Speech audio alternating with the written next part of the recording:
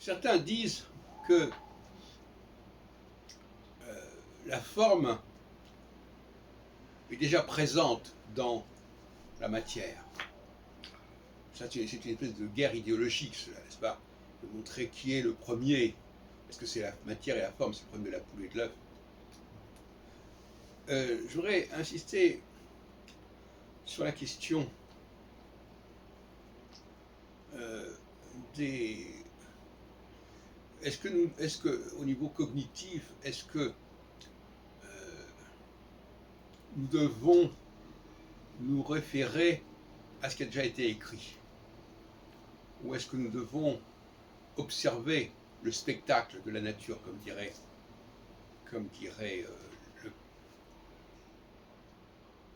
le père Pluche dans son spectacle de la nature et dans son histoire du ciel? C'est tout le problème de l'anthropocosmologie. De quoi est-ce qu'on doit partir de notre expérience sensible, ou est-ce qu'on doit partir des textes qui nous disent ce qu'il faut voir?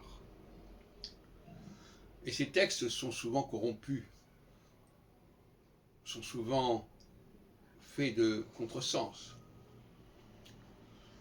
Donc, en ce qui me concerne, je crois qu'il est préférable, et c'est vrai notamment dans le cas de l'astrologie, de commencer par regarder l'anthropos, de regarder le monde, de voir ce qu'il nous dit, ce qui nous laisse voir, ce qui se donne à voir, parce que le visuel est fondamental ici. Il faut partir d'une réflexion sur le monde, d'une observation du monde, de la société, à la fois dans le temps et dans l'espace, voir si le temps, s'il y a des cycles, mais il ne faut pas le faire à partir de l'astrologie. Il faut recouper l'astrologie à un certain moment. Et c'est ce que j'ai fait. Mon approche du monde n'a pas été d'abord astrologie. D'ailleurs, la plupart des gens ne commencent pas par l'astrologie. Ils ont une jeunesse, ils ont une enfance, ils observent des choses.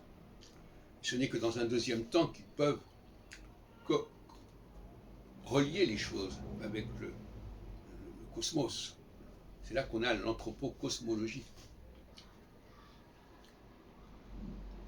Mais ceux qui n'ont pas un bagage d'observation du monde, des hommes, de la société, ce sont justement parfois ceux-là qui vont aller vers l'astrologie. Et là, on est dans une sorte de cercle vicieux. Parce qu'ils ne connaîtront le monde qu'à travers l'astrologie. Ils ne découperont, ils ne structureront le monde qu'à travers l'astrologie.